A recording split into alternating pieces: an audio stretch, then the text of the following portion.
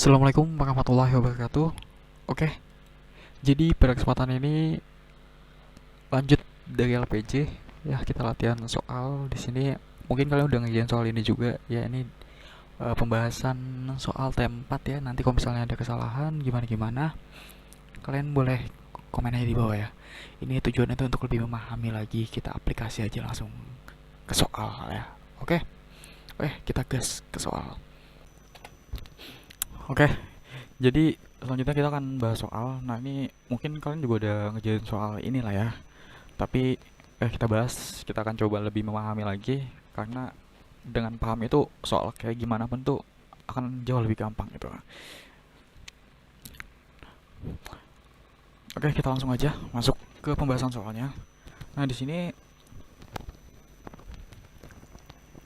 seperti biasa ya, nanti akan diketahui untuk tanggal dipanya, kementerian lembaga dan lain-lain.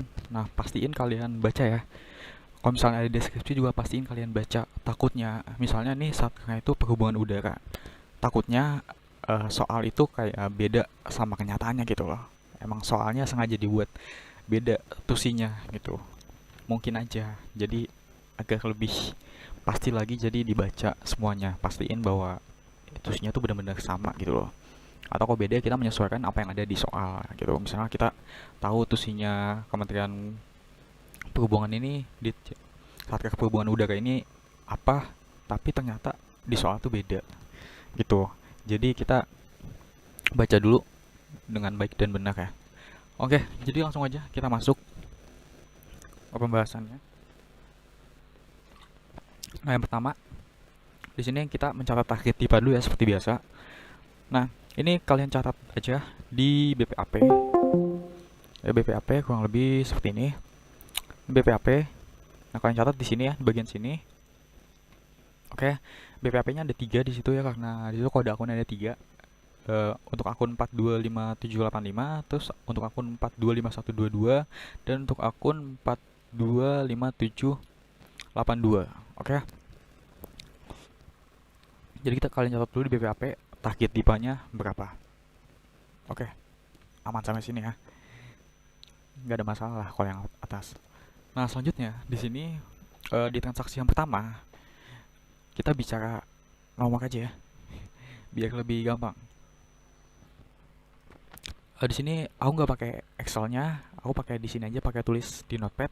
Nanti kalian tinggal menyesuaikan aja, soalnya uh, aku juga masih bingung sendirinya. Kalau apa ya, di BPAP itu loh, kayak tiap kelas tuh beda-beda. Nah, jadi kalian menyesuaikan aja sama dosen kalian itu seperti apa nanti buat BPAP-nya. Yang penting kalian udah paham konsepnya itu seperti apa ya. Aku ngejain di BPAP ya sesuai sama dosenku begini gitu loh. Dan aku juga tahu di kelas lain tuh gini, terus ada lagi di kelas lainnya lagi tuh gini. Jadi kita kita tuh masih beda-beda gitu loh. Belum satu suara buat yang BPAP ini. Jadi kalian tinggal menyesuaikan aja dengan dosen kalian masing-masing ya. Makanya aku kerjain di sini aja. Oke, lanjut. Yang pertama di sini diterima tunai biaya pelayanan permohonan penarikan pengurusan piutang negara. Nah, ini udah ada akunnya nih. Udah enak lah ya. Kalau udah ada akunnya, kita nggak perlu analisa lagi nih, masuk akun yang mana, masuk akun yang mana ya. Senilai 5 juta. Nah, ini itu penerimaan PNBP ya. Kalau penerimaan PNBP itu pasti masuk BKU. Nah, kita harus tahu dulu prinsip dasarnya. Di awal itu kita udah belajar bahwa dalam pembukuan ini memegang prinsip single entry kan. Single entry itu simpelnya gini loh, dimana ada yang di debit harus ada temannya lagi yang di debit, minimal satu lagi yang di debit gitu. Nah, ini BKU kan, ini kan penerimaan nih, penerimaan PNBP.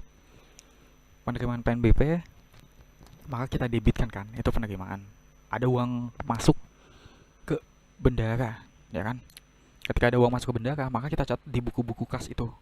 Buku kas itu yang saya maksud di sini itu kayak semacam BKU, buku kas tunai, buku kas bank, dan lain-lain. Itu buku kas PNBP, itu buku kas ya yang saya maksud di situ.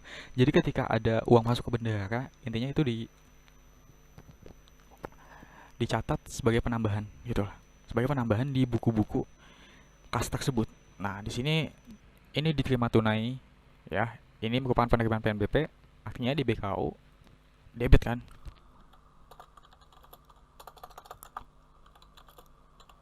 BKU debit.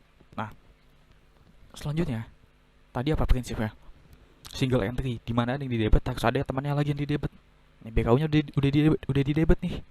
Nah, terus temannya di mana? Selain di BKU, yaitu di, karena dia transaksinya di sini diterima tunai, berarti kita masuk ke BP tunai, kita catat. Debit juga dong, ya kan? Nah, selain BP tunai pasti ada lagi. Yang pertama tuh BKU, kedua tunai atau bank nih. Nah, yang ketiga itu di buku-buku pembantu kayak perpajakan, lain-lain, DPK, ya. Di buku pembantu itu masuk yang mana sih? Atau PNBP? Nah, ini kan apa? Dia itu penerimaan PNBP kan? Berarti masuk ke BP, PNBP. Di debit juga sama, gitu. Nah, selanjutnya, ketika dia masuk ke PNBP, itu pasti ada di BPAP dong. BPAP. BPAP-nya ini belum disetorkan ya.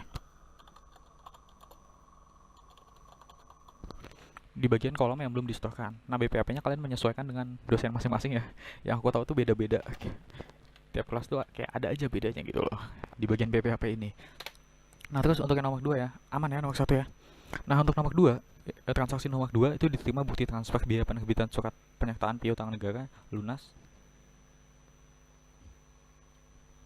Nah, ini tuh sama kayak nomor 1 ya, kode akunnya 425785. Ini juga penerimaan PNBP senilai 25 juta. Oh ya, yang atas ini itu dia senilai 5 juta ya. 5 juta nih, semuanya 5 juta. Oke. Nah, terus yang kedua diterima bukti transfer biaya penerbitan surat pernyataan piutang negara lunas 25 juta. Nah, ini penerimaan PNBP juga nih. Kalau penerimaan PNBP gimana? Pertama pasti masuk BKU kan. BKU di mana? Di debit. Nah, single entry di mana ada yang di debit harus ada temannya lagi yang di debit. Kalau di mana ada yang kredit harus ada temannya lagi yang di kredit, minimal satu lah temannya lah ya, temenin. Nah, terus berarti di ini yang kedua tunai atau bank? Kedua itu tunai atau bank lu. Nah, ini bukti transfer ya, berarti dia melalui bank. Ke rekening bendara kan, bukti transfer ke rekening bendara penerimaan, ada kas masuk penerimaan PNBP ke rekening bendara penerimaan, artinya melalui bank, banknya di debit. Nah, terus selanjutnya dia masuk PNBP, masuk lain-lain, masuk DPK atau masuk perpajakan nih. Nah, ini kan penerimaan PNBP, ya udah jelas dong masuk PNBP. BP PNBP di debit. Nah, terus BPAP dong, ketika dia masuk PNBP ada di BPAP. Nah, BPAP-nya kalian menyesuaikan dengan dosen masing-masing. Di stok, belum di stok. Belum di stok ya. Oke, nomor 3. Nomor 3 itu distorkan via tunai ke rekening bendara penerimaan. Nah, ini tuh kalian harus teliti nih ya. Distorkan tunai via teller ke, jadi ini tujuannya ini loh kemana? Tujuan penyetorannya ke kas negara atau ke rekening bendara penerimaan. Kalau ke kas negara itu berarti BPAP-nya mau mengakui kan, BPAP-nya tuh nanti kita pindahin ke kolom yang sudah distorkan kan. Nah, kalau ini dia itu distorkan tunai via teller ke rekening bendara penerimaan. Nah, artinya apa kayak gini? Artinya kayak gini tuh apa ya? Tadi kan ada nih di transaksi nomor 1, kita lihat nih, kita lihat. Di transaksi nomor 1 ini tuh kalian menerima uang, bendara ini menerima uang secara tunai kan. Nah, terus entah karena alasan apa, mungkin supaya lebih aman, nah bendara itu mindahin nih uangnya nih ke banknya dia, ke apa sih namanya, ke rekeningnya dia, rekening bendaranya.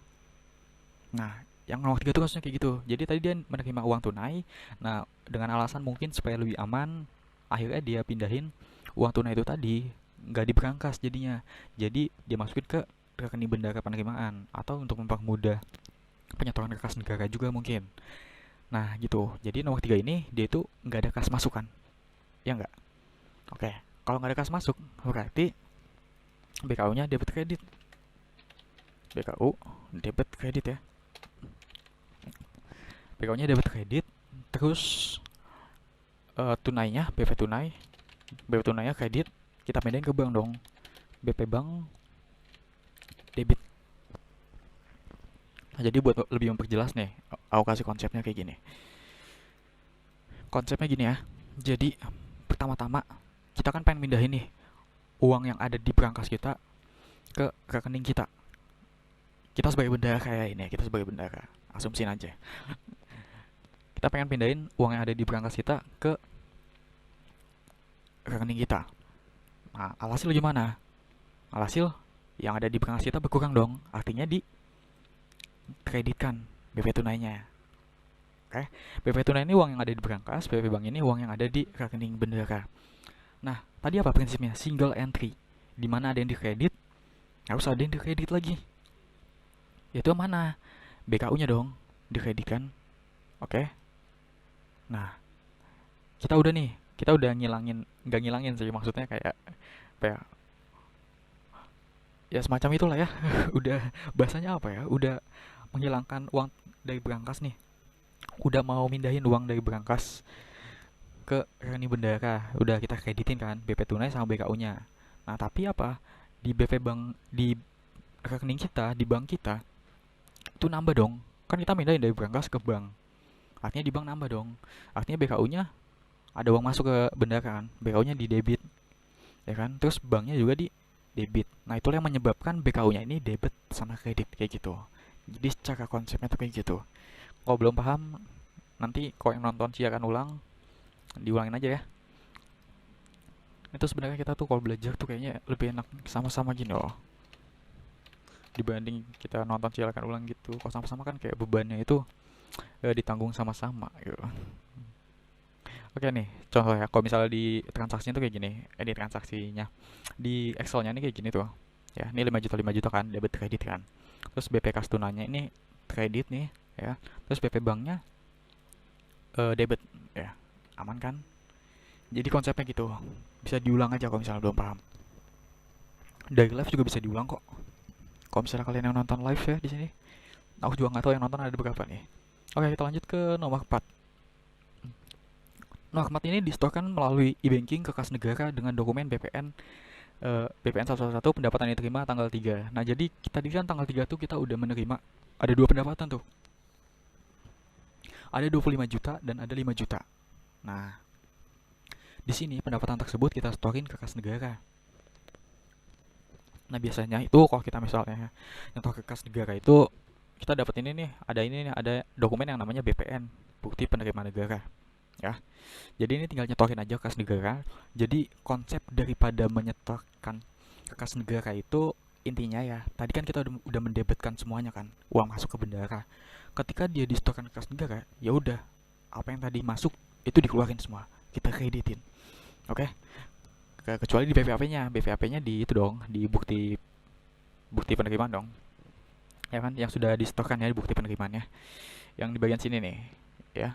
Bukti penerimaannya yang posisi penerimaan yang sudah disetorkan ya. Jadi untuk yang buku kasnya itu tadi kan kita udah debitkan di awal kan ketika menerima uang. Ketika di setor kas negara, ya udah apa yang kita debit kita kreditin. Gitu. Berarti di sini apa? Ini bisa digabung ya karena dia tuh masih sama nih. Dia tuh satu akun yang sama, ini 425785 425785 ya. Jadi kita nanti menulis uraiannya itu kurang lebih ya kayak apa ya? Menyetorkan kas negara atas pendapatan yang diterima tanggal 3. Oke ya, ini jadi boleh digabung. Jadi ini BKU ya. BKU-nya apa? BKU-nya tadi kan ini total berapa? 30 juta kan. Ini karena kita gabung ya, ini 30 juta. BKU berarti dikreditkan ya 30 juta. Nah, aku tulis yang ini ya di belakang. Nah, terus untuk selanjutnya tadi kita itu masukin penerimaan ini di mana lagi sih? Di tunai sama di bank kan awalnya kan. Nah, tapi pas tanggal 3 di transaksi nomor 3 ini kita itu udah nyetokin semua uang yang ada di berangkas kita, yaitu tadi senilai 5 juta itu ke bank. Alhasil apa? Semua uang kita ada di bank kan yang mau disetorkan kan. Ya udah, berarti BP banknya dikreditkan. Dan belum terakhir nih, masih ada satu lagi. BP banknya dikreditkan, terus selanjutnya dia itu BPAP ya tadi ya, kita debitin di BPAP kan, berarti kita kreditin lagi BPAP BPPNBP, maaf salah, BPNBP nya dikreditin. Nah, selanjutnya untuk BPAP nya kolom yang sudah disetorkan sama ya, semuanya itu 30 juta sudah disetor. Jangan caps lock, ngegas banget. sudah di store. Nah, oke, jadi seperti ini ya. Jadi konsepnya daripada penyetoran ke kas negara itu tadi kita tuh udah debitin di mana sih? Ya udah, ketika kita pengen nyetor ke kas negara, kita kreditin apa yang udah kita debit tadi. Dan di BPAP itu kita pindahin kolomnya yang sudah disetorkan. Ini sama ya, semuanya 30 juta. Hasil penambahan antara yang 25 juta sama 5 juta. Itu 30 juta. 45. Oke, nomor 5. Di transaksi nomor 5, ini diterima tunai uang jaminan lelang dari peserta lelang mobil dinas atas nama Bapak Anton dengan dokumen penerimaan jaminan ya senilai 50 juta. Nah, jadi ini diterima tunai diterimanya. Nah, kalau ada transaksi lelang gini, di uraiannya itu ya, kalian tulis atas namanya, atas nama bapak siapa supaya nggak bingung gitu loh. Ya, jadi supaya jelas juga. Oke. Dan dokumennya tulis ya. Oke, jadi untuk DPK ya, ini tuh dana pihak ketiga, itu dari Bapak Anton. Nah, jadi untuk lelang itu kan, dalam lelang itu nanti kita kan kayak semacam kita ngasih uang jaminan gitu lah ya. Nanti kalau kita menang, kalau kita kalah, uang jaminan itu akan balik lagi ke kita gitu. Jadi di awal tuh kita ngasih uang jaminan dulu. Nah, uang jaminan tersebut itu belum bisa diakui sebagai penerima negara. Makanya belum masuk BPPNBP. Nah, ketika dia masuk BPPNBP, maka dia itu udah dianggap sebagai penerima negara. Nah, tapi di sini tuh dia itu belum masuk BPPNBP. Kenapa? Karena ya itu tadi, uang jaminan itu masih ada kemungkinan bapak-bapak yang ikut lelang ini itu kan bisa kalah kan. Cuma ada satu atau ya berapa lah gitu yang menang ya. Biasanya kalau satu objek itu ya satu sih yang menang. Atau mungkin bisa lebih dari satu juga. Dalam hal barangnya itu ada banyak gitu. Nah, gitu ya. Jadi untuk uang jaminan lelang ini konsepnya dia itu masuk ke dana pihak ketiga dulu karena belum diakui sebagai penerima negara. Ketika sudah diakui sebagai penerima negara, artinya apa? Bapak-bapak itu udah menang kan? Salah satu bapak deh, bukan bapak-bapak. Salah satu bapak itu udah menang kan? Nah, ketika salah satu bapak itu udah menang, maka itu uang yang dari DPK itu bisa kita alihkan ke PNBP karena udah merupakan penerimaan negara gitu loh. Intinya konsep DPK itu buat menampung uang dulu, sebelum dia jadi penerima negara. Itu konsep DPK, dia itu buat menampung uang dulu lah pokoknya. Nah, ini nomor 5 apa? Diterima tunai ya, berarti BP tunai. Uang jaminan lelang dari peserta lelang mobil dinas, oke, berarti BKU. BKU-nya debit. Nah, terus BP tunai ya, karena dia diterimanya tunai, debit. Terus BP, PNBP, DPK, lain-lain atau pajak nih. BP, DPK dong. Ini masih ditampung, masih belum jadi penerima negara. Masih ada kemungkinan bisa dibalikin lagi ke bapak-bapak itu ya. Oke. Dia masuk PNBP enggak? Enggak. Masuk BPAP enggak? Enggak. Kenapa? Karena dia belum menjadi penerima negara. Gitu. Oke, nomor 6, kita lanjut. Diterima melalui rekening uang jaminan lelang. Oh, nah kalau yang ini tadi kan dia melalui tunai. Nah, selanjutnya ini dia itu melalui rekening. Nah, berarti masuk ke BP Bank dong, ya kan? Nah, ini sama persis. Ini 50 juta juga, tapi dia melalui rekening aja. Berarti BKU-nya debit karena ada uang masuk ke bendara kan. Nah, terus BP apa? Tunai atau bank nih? Bank dong. Karena itu dia itu melalui rekening kan diterimanya.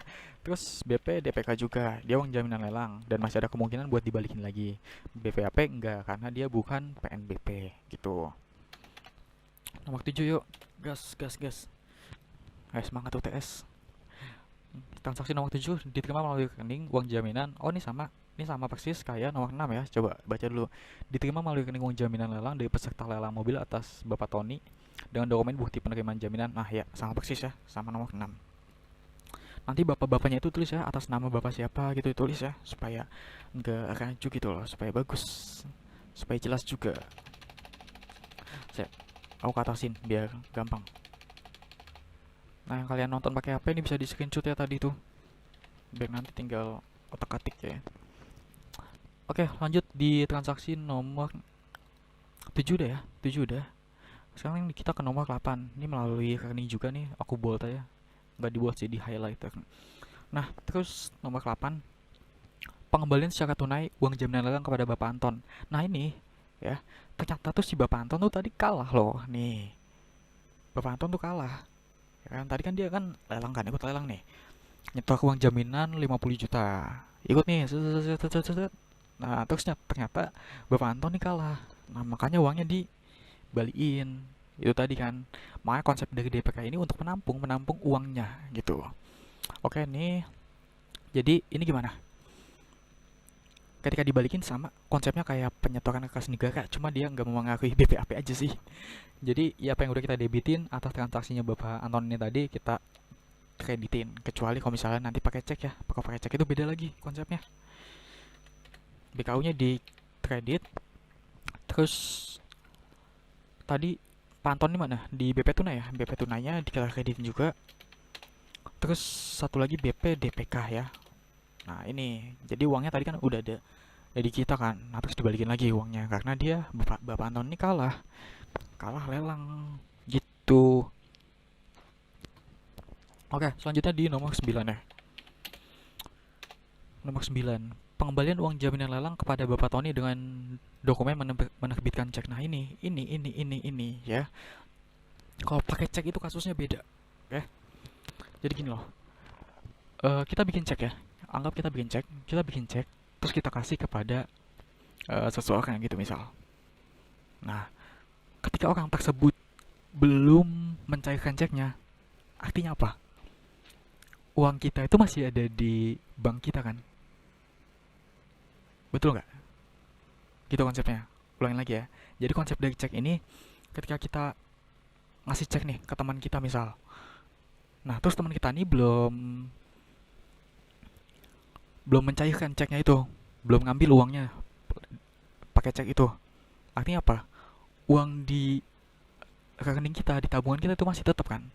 Nah, itu. Ini sama konsepnya kayak gitu. Buat yang cek ini ya. Nah, jadi si Bapak Tony ini tadi kalah kan. Nah, aku warnain aja si bapak-bapak ini ya. Bapak Tony ini warna biru muda.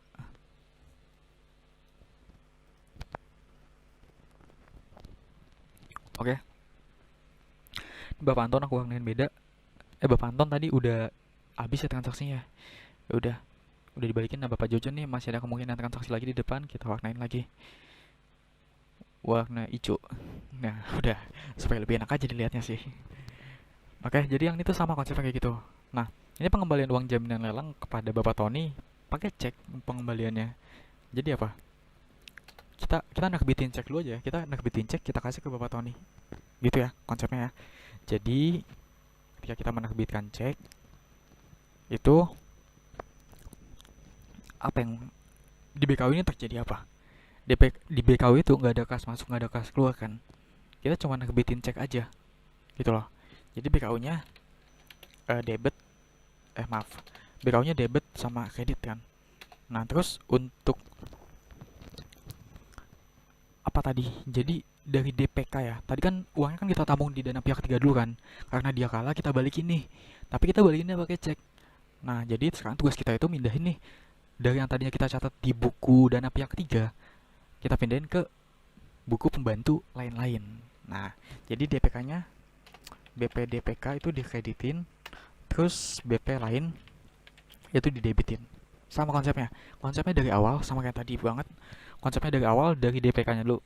Karena tadi kan udah kalah kan ya, si Bapak Tony ini udah kalah. Udah kalah jadinya dibalikin uangnya. Artinya di uang yang ditampung di DPK tadi itu kita kreditin dong, ya kan? Nah, BKU-nya juga kita kreditin sesuai prinsip single entry, di mana ada yang dikredit, ada yang dikreditin lagi.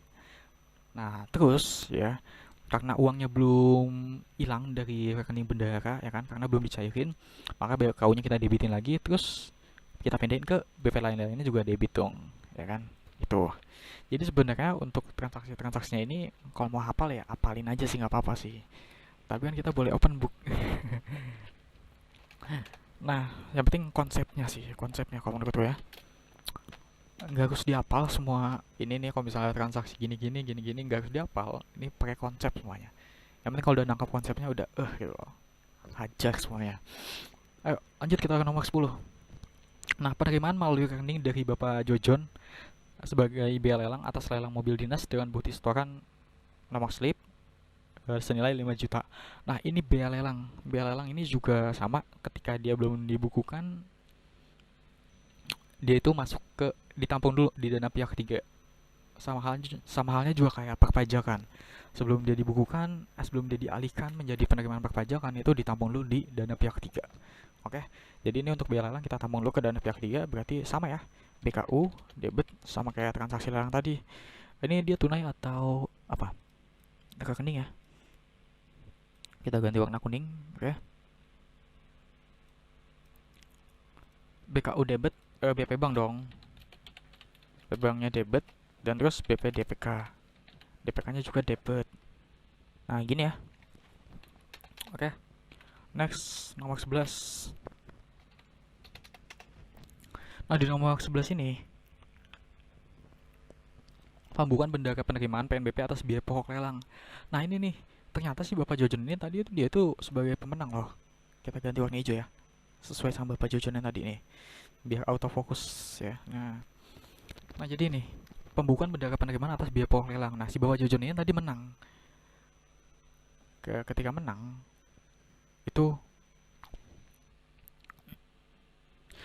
itu, ya, kita akuin nih, jadi PNBP, jadi penerimaan negara gitu. Jadi sekarang tugas kita apa? Mindahin yang tadinya uang Bapak Jojon itu di dana pihak ketiga, karena belum pasti dia menang atau kalah. Ternyata dia menang. Jadi tugas kita mindahin dari dana pihak ketiga ke PNBP. Oke. Kalau mindahin gitu, BKU-nya debit kredit sih. Konsepnya sama kayak tadi. Oke. Jadi nih saya tulis dulu ya, BKU-nya debit kredit, and then BPDPK-nya kredit, BPPNBP-nya debit. Dan uang yang tadi itu kan udah di bank atau di kas, nggak usah kita otak-atik. Dan selanjutnya ketika dia masuk PNBP, dia masuk BPAP bagian yang belum di store ya, belum disetorkan. Oke, konsepnya masih sama kayak tadi ya. Saya jelasin ulang ya supaya lebih paham gitu, diulang-ulang terus ya. Jadi pertama itu konsepnya, dari tugas kita kan mindahin dari DPK ke PNBP. Karena apa? Karena itu tadi, si Bapak Tony ini, Bapak Jojon ini awalnya dia tuh ikut lelang tapi belum jelas menang atau enggaknya. Ternyata dia menang. Ketika peserta lelang menang, maka pokoknya itu tadi, biaya pokok lelangnya itu tadi, itu diakui sebagai penerimaan negara. Ketika diakui sebagai penerimaan negara, masuk sebagai penerimaan PNBP ya. Ketika emang diakui sebagai penerimaan PNBP. Maaf sebentar.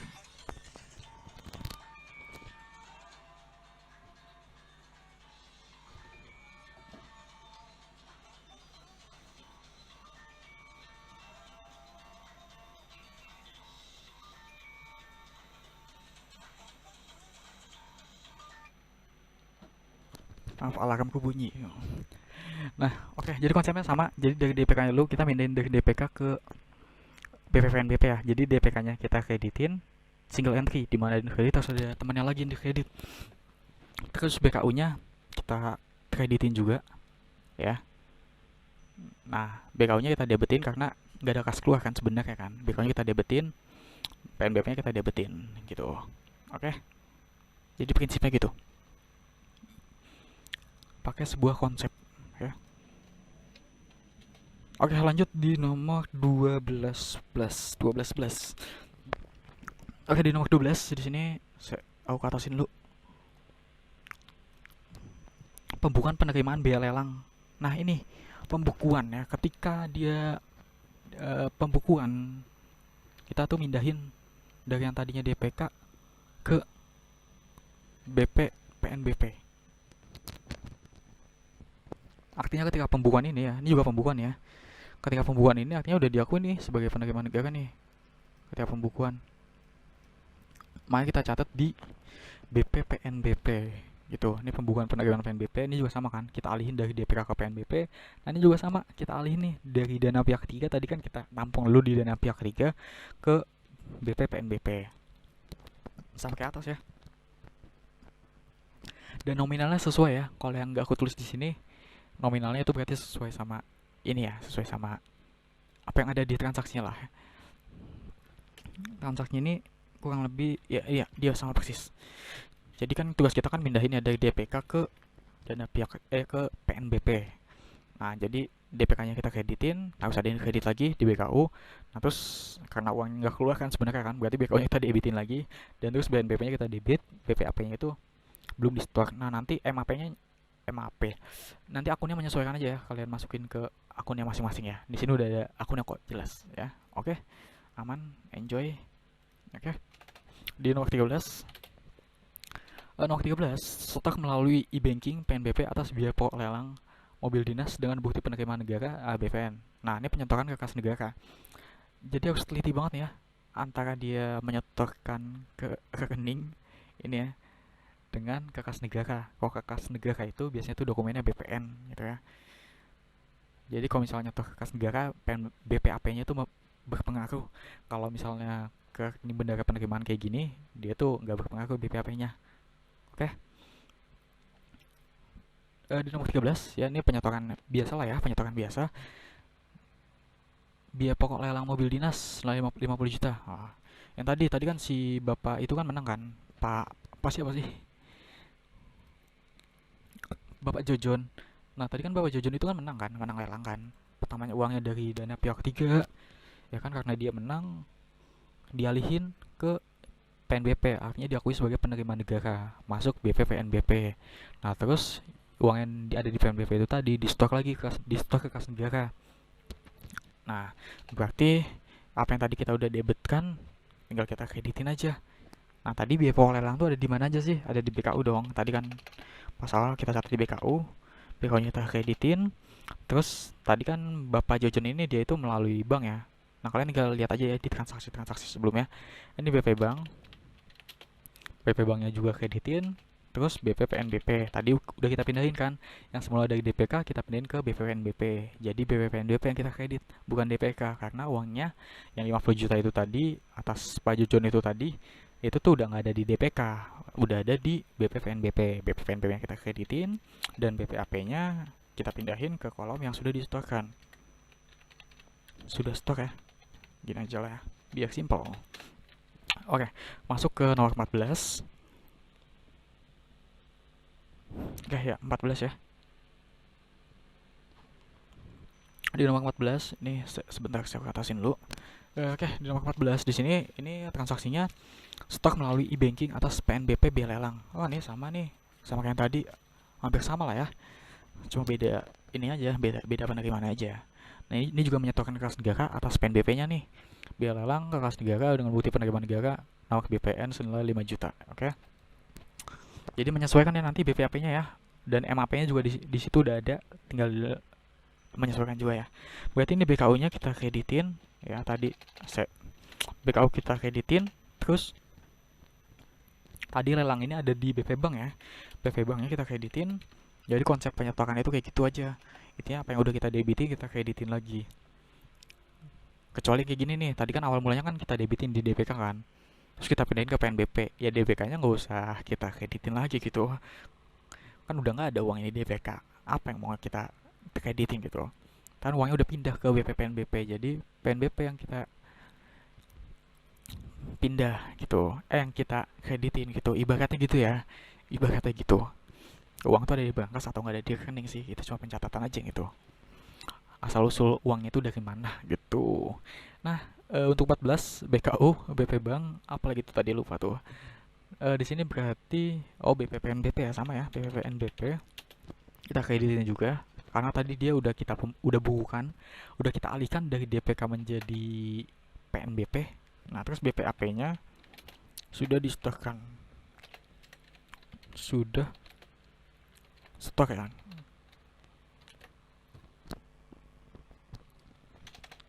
Oke, sampai sini aman, enjoy.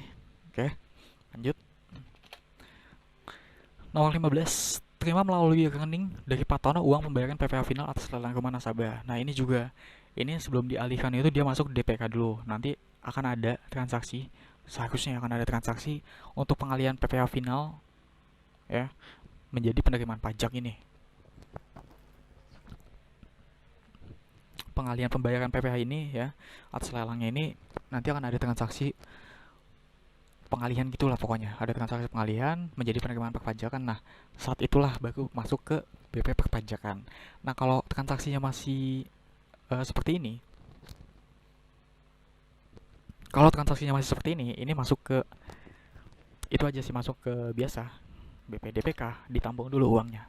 Oke sip ya.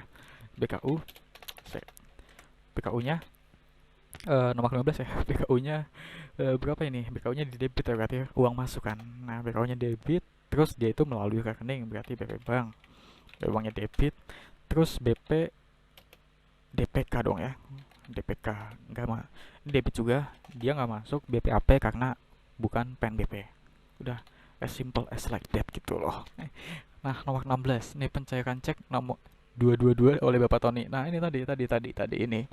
Tadi kan Bapak Tony kan Bapak Tony kalah lelang. Nah, terus kita nyairinnya itu pakai cek. Gitu ceritanya, ya kan? Nah, terus udah dicairin nih ceknya nih pada tanggal 28 sama Bapak Tony. Ini loh, udah dicairin sama Bapak Tony. Alhasil apa? Uang yang ada di bendara, uang yang ada di rekening kita itu berkurang dong. Ya nggak sih? Berarti apa? Kita kreditin, oke? Apa yang kita kreditin? Apa yang udah kita debit tadi? Oke, jadi kan tadi kan BKU kan kita debit kan, berarti kita kreditin. Terus tadi BP Bank dong, ya kan, BP Bank kita kreditin. Terus apa lagi? Tadi kita catat di mana? Buat yang ini, buat yang Bapak Tony ini, udah kita alihin kan? Ketika kita pengen ngasih cek itu udah kita alihin dari dari BPPNBP, maaf, dari BPDPK ke BP lain-lain. Berarti yang kita kreditin bukan BPDPK-nya, karena ibaratnya uangnya tuh udah nggak ada di DPK lah. Uangnya tuh ada di lain-lain, ya udah lain-lain yang kita kreditin, ibaratnya gitu ya. Ini supaya lebih konsepnya gitu. BP lain kita kreditin, udah selesai. Senilai berapa? Ya udah senilai itu tadi, karena di sini nggak jelas, nggak ada keterangannya juga, bukan nggak jelas, nggak ada keterangannya juga berapa yang dicairin. Ya udah kita asumsiin aja. Biasanya tuh kalau kayak gitu dicairin semuanya langsung full ya. Dan biasanya tuh pencairan cek tuh emang langsung semuanya sih. Gimana sih? Ya langsung semuanya ya pencairan cek itu. Aku nggak tahu sih emang ada setengah-setengah atau enggak sih. Aku nggak tahu, nggak paham banget tentang cek itu seperti apa. Nah, terus di transaksi nomor 17, ayo gas. 3 lagi.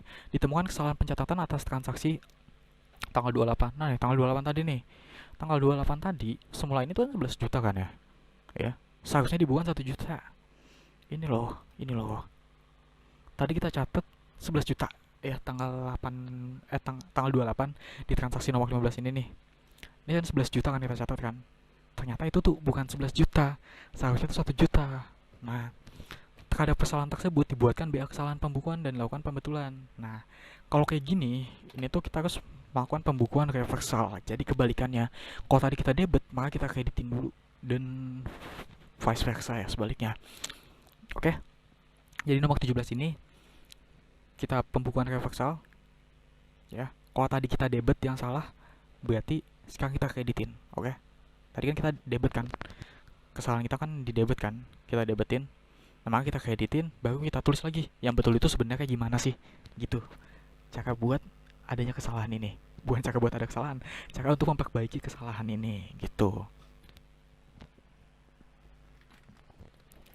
Jadi untuk uraiannya itu sendiri, pastiin jelas ya, untuk uraiannya kesalahan itu transaksi tanggal berapa, dan ya BA berapa, nanti kalian tulis aja ya.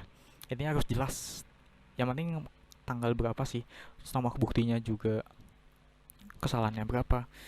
Biasanya tuh ya kalau dikasih tahu dosen gue itu tanggalnya berapa terus BA berapa gitu. Nah, oke, di sini jadi tadi kita udah debitin semua kan, langsung kita kreditin aja nih semuanya nih ya kan, reversal ya, kita kreditin semua. Setelah kita kreditin ya, kita tulis yang benarnya gimana. Oke, yang benarnya berarti, oh ya, ini aku tulis ya, ini 11 juta. Karena tadi 11 juta kan, yang salahnya kan. Nah, 11 juta. Nah, terus untuk Selanjutnya saya sebentar aku atasin. Nah, terus selanjutnya kita tulis yang benarnya itu apa sih?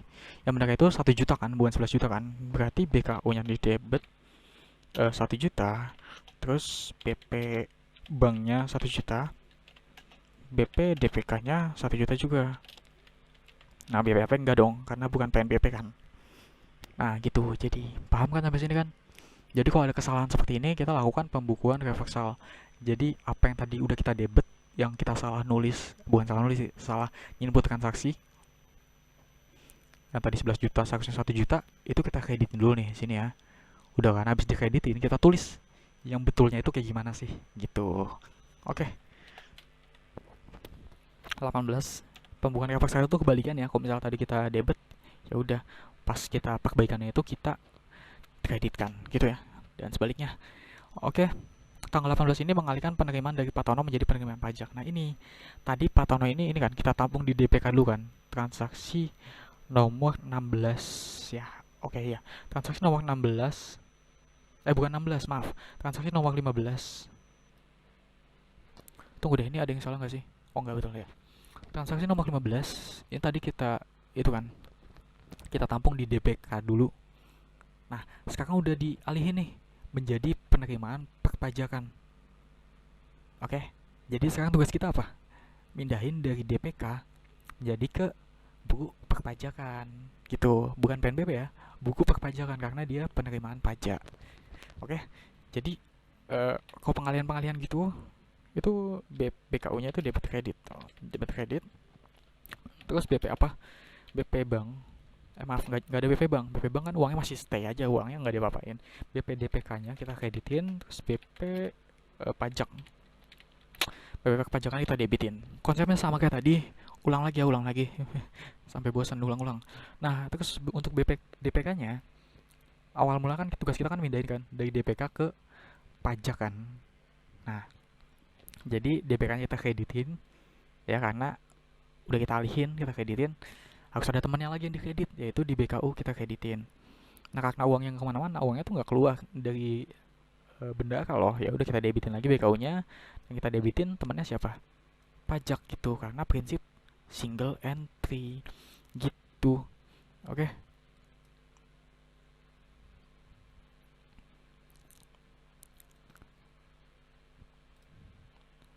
Nah, selanjutnya di nomor 19.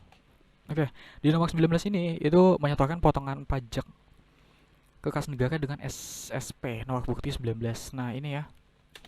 Ini ya udah, ini tinggal stok aja ke kas negara. Ini BP pajak tuh nggak masuk BPAP ya. Jadi pajak ya pajak tok, udah. Yang masuk BPAP itu PNBP. Oke ya, ketika dia dicatat di BP PNBP dia masuk BPAP. Nah, ini BKU. BKU-nya kita ininya penyetoran ke kas negara itu apa yang udah kita masukin ke pembukuan bendara kita yang kita debitkan kita kreditin lah, intinya gitulah ya. Oh ya, ini ditulisnya pajaknya 1 juta ya, bukan 11 juta. 1 juta 1 juta 1 juta juga, bukan 11 juta karena yang 11 juta itu tadi itu kesalahannya kan. Nah, ini BKU-nya kita kreditin. Terus apa lagi tadi? Untuk pajak itu ada di BP Bank ya. BP Bank kita kreditin, terus BP pajaknya kita kreditin juga. Oke, ya sampai sini. Jadi saya review dulu dari awal. Konsepnya adalah ketika dia contoh ya, salah satu contoh misalnya kayak transaksi pengalihan, transaksi pembukuan, itu tuh konsepnya kan dia itu nggak melibatkan uang keluar dari kas bendara ataupun uang masuk dari kas bendara kan. Makanya di BKU-nya itu debit kredit. Dan konsepnya adalah contoh kita ambil yang ini sih pembukuan ya, mana pembukuan ada nggak di sini? Nih, yang mengalihkan aja ini aja ya, nomor 18. Contohnya gini. Ini tuh kita mengalihkan dari DPK ke BP pajak gitu. Nanti ada juga dari DPK ke PNBP kayak yang tadi udah kita bahas di awal gitu ya kan. Jadi konsepnya pertama kita kreditin dulu. Ketika kita mau mindahin ke BP lain, kita kreditin dulu sesuai prinsip single entry, di mana ada yang dikredit harus ada temannya lagi yang dikredit. yaitu di BKU. Nah, karena kasnya itu nggak keluar kan, kasnya itu masih ada di bendara, uangnya maksudnya bukan kasnya. Uangnya masih ada di bendara, maka dari itu BKU-nya kita debitin lagi dan BP pajak kita debitin lagi. Alhasil di BP pajak ini akan nambah dan di BP DPK itu akan berkurang apa uang yang udah kita masukin tadi di DPK pada awal-awalnya. Ketika sebelum adanya pengalihan atau sebelum adanya pembukuan, pengakuan, ya seperti itu. Nah, terus untuk selanjutnya terkait sama itu ya. Jadi kalau misalnya dia masuk BPPNBP, maka dia masuk ke B maka dia masuk ke BPAP. Ya, BPAP. Nah, gitu ya. Oke, sekian untuk pembahasan soalnya. Jangan lupa ya komen di bawah kalau misalnya ada kesalahan gimana-gimana atau ada yang belum jelas ya, silahkan ditanyakan di bawah di kolom komentar. Oke, wassalamualaikum warahmatullahi wabarakatuh.